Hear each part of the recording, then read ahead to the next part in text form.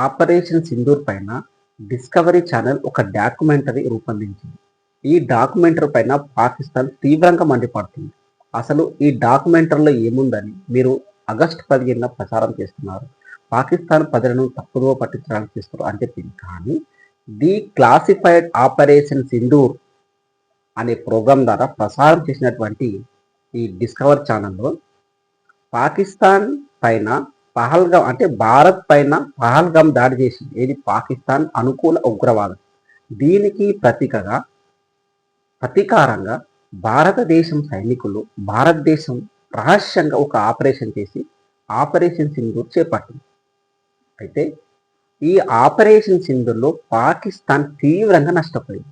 బయటికి చెప్పకపోయినప్పటికీ కూడా పాకిస్తాన్ సైన్యం కూడా, పాకిస్తాన్ యుద్ధ విమానాలు, రన్వేలు ఇవన్నీ తీవ్రంగా నష్టపోయింది. పాకిస్తాన్ పోస్టులు కూడా. అయితే ముఖ్యంగా ఈ యొక్క ఆపరేషన్ సింధూర్ ద్వారా పాకిస్తాన్ పెంపుడు కుక్కలు, పాకిస్తాన్ అనుకూల ఉగ్రవాద సంస్థలు 3 లష్కరే తోయిబా, జైషే మహమ్మద్, హిజ్బుల్ ముజాహిదీన్ ఈ స్థావరాలపైనే, వీటి ప్రధాన కార్యాలయాలపైనే ఆపరేషన్ సింధూర్ పర్ఫెక్ట్గా దాడి చేసింది. దీనివలన ఈ యొక్క ఉగ్రవాద కుటుంబాలకు చెందినటువంటి సంస్థలు కూడా, కుటుంబ సభ్యులు కూడా, ప్రధాన కార్యాలయాలు కూడా అన్ని ధ్వంసమైపోయినాయి. సో అంటే పాకిస్తాన్కు బీటీ ఏది ఉగ్రవాద సంస్థలు, వాళ్ళు ఉగ్రవాదం పైనే ఆధారపడి భారత్పై ఎప్పటికప్పుడు యుద్ధాలు చేస్తూనే ఉంటారు. సో అయితే పాకిస్తాన్ సైన్యం దీన్ని ఖండించింది. అసలు ఈ ఆపరేషన్ సింధూర్లో చేపట్టినటువంటి ఈ యుద్ధంలో అంటే ఇప్పుడు the classified the operation Sindoor channel ప్రసారం చేస్తుందో అది కల్పితం. అసలు అంతవరకు మాకు నష్టం జరగలేదు అని పాకిస్తాన్ సైన్యం ప్రకటిస్తుంది. కానీ పాకిస్తాన్ ఆపరేషన్ సింధూర్ తర్వాత భారత్ పైన పగబట్టింది. అయితే అది నేరుగా వచ్చి యుద్ధంలో తడపడినా తెలిసేది ఏం లేదు. దానికంత దమ్ము కూడా లేదు. దాని మాటల గారడి తప్ప. ప్రస్తుతం సమాచార సేకరణ యుద్ధం చేస్తుంది. అంటే మన దేశంలో ఉన్నటువంటి హ్యాండిల్ వీటన్నిటిని దృష్టిలో పెట్టుకొని టేక్ ఓవర్ చేసి మరియు ఈ యొక్క ఛానల్ అన్నిటిని మార్కింగ్ చేస్తుంది.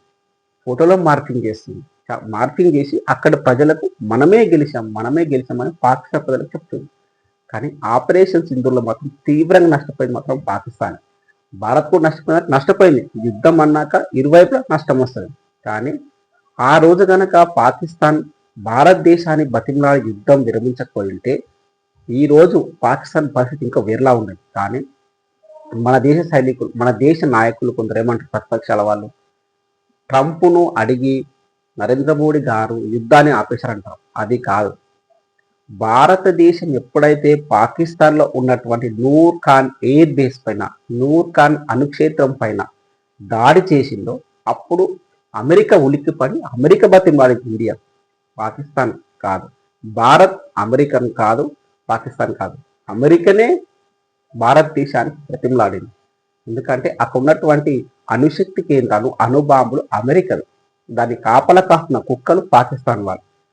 సో ఏది ఏమైనప్పుడు కూడా ఈ ఆపరేషన్ సింధూర్ను డిస్కవరీ ఛానల్ వాడు ప్రసారం చేసినట్టు సేమ్ కళ్ళ కట్టినట్టు ఇప్పుడు టెక్నాలజీ పరంగా ఏ విధంగా రహస్య ఆపరేషన్ చేసిందో భారత జవాన్లు సేమ్ టు సేమ్ కళ్ళకు కట్టినట్టు రూపొందించారు.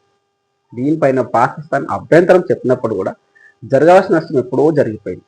సో భారతదేశంలో ఉన్నటువంటి కొందరు మేధావులు, పచ్చి గడ్డి మేధావులు ఇప్పటికైనా ఆ డిస్కవర్ ఛానల్ చూసి నేర్చుకోండి. మన దేశంలో ఉన్నటువంటి కుహానా మీద ఏమంటారు, అక్కడ ఏం జరగలేదు, అక్కడ ఇది చేయలేరు, అది చేయలేరు అంటారు. మన దేశం పైన భక్తి లేకున్నా పర్వాలేదు, కానీ కోపం మాత్రం ఉండదు. సో భారతదేశం యొక్క యుద్ధ నైపుణ్యం, యుద్ధ వీరులు, యుద్ధ తంత్రము ఇవన్నీ మన సైన్యాన్ని మనం ఎప్పటికప్పుడు ప్రశంసించవలసింది.